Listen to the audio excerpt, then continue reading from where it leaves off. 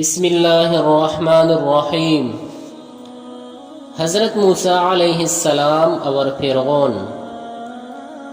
حضرت موسیٰ علیہ السلام بکریاں پالتے تھے۔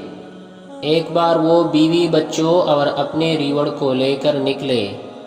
چلتے چلتے وہ کوہ طور کے قریب پہنچ گئے۔ وہاں اونچے پہاڑ پر انہیں روشنی دکھائی دی۔ انہوں نے کہا، میں جا کر دیکھتا ہوں اور آگ سے مشعل جلا لاؤں۔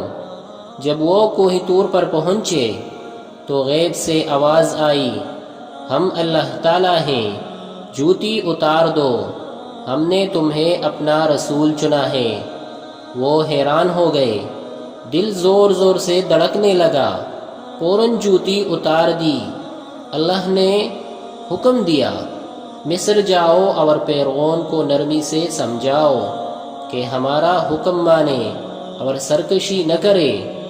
اپنے بھائی ہارون علیہ السلام کو بھی ساتھ لے لو۔ اللہ تعالیٰ نے موسیٰ علیہ السلام کو اپنی نشانی کے طور پر کئی معجزے بھی عطا فرمائے۔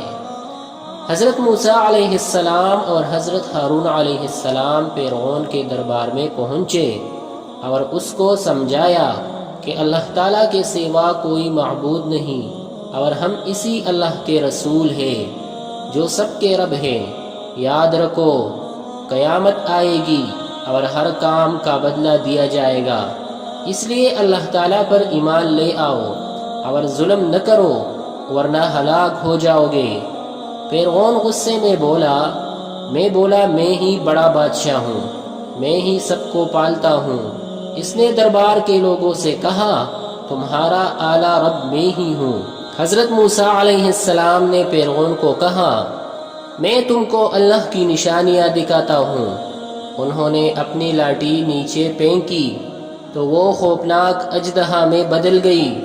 پھر انہوں نے اپنا ہاتھ گریبان میں ڈال کے نکالا تو وہ چمکتا ہوا نظر آیا۔ فرعون نے جب یہ معجزے دیکھے تو وہ بولا، ضرور جادوگر بن گئے ہو، میں تمہارے مقابلے پر اپنے جادوگروں کو بلاتا ہوں۔ اس کے حکم پر مقابلے کے لیے بڑے بڑے جادوگر بلائے گئے۔ مقابلہ شروع ہوا تو جادوگروں نے اپنے رسیوں سے جادو کے سام بنا کر دکھائے۔ پھر حضرت موسیٰ علیہ السلام نے لاٹھی پھینکی تو لوگوں نے دیکھا کہ وہ اژدہا بن گئی جو جادوگروں کے جادو کو کہا گیا۔ جادوگر سمجھ گئے کہ یہ جادو نہیں ہے بلکہ واقعی اللہ تعالیٰ کا معجزہ ہے۔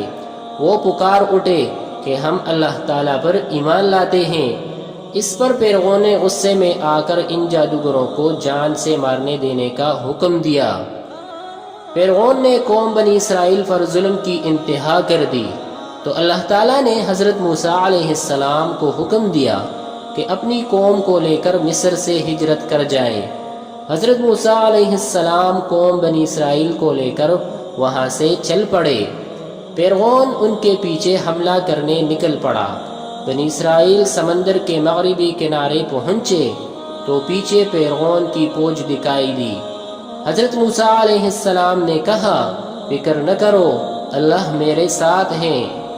حضرت موسیٰ علیہ السلام نے اللہ کے حکم سے اپنا عصا پانی پر مارا تو سمندر دو حصوں میں بٹ گیا اور درمیان میں راستہ بن گیا۔ بنی اسرائیل قوم اس راستے سے گزرتی چلی گئی۔ جو نہیں یہ لوگ پار پہنچے، فرعون کی فوج بھی مغربی کنارے پر آ گئی۔ فرعون نے فوج کو حکم دیا کہ اسی راستے پر آگے بڑھو اور ان لوگوں کو پکڑ لو۔ فرعون اور اس کے سپاہی جب سمندر کے عین درمیان پہنچے تو اللہ کے حکم سے سمندر راستہ ختم ہو گیا۔ فرعون اور اس کی فوج سمندر میں ڈوب گئی۔ کچھ سال پہلے سمندر سے 1000 سال پرانی لاش ملی۔ کچھ لوگ کہتے ہیں کہ یہ اسی فرعون کی لاش ہے، کیونکہ اللہ تعالیٰ نے فرمایا ہے کہ ہم نے فرعون کو لوگوں کے لیے عبرت کی نشانی بنایا۔ اب یہ لاش مصر کے شہر قاہرہ کے عجائب گھر میں نمائش کے لیے رکھی ہے۔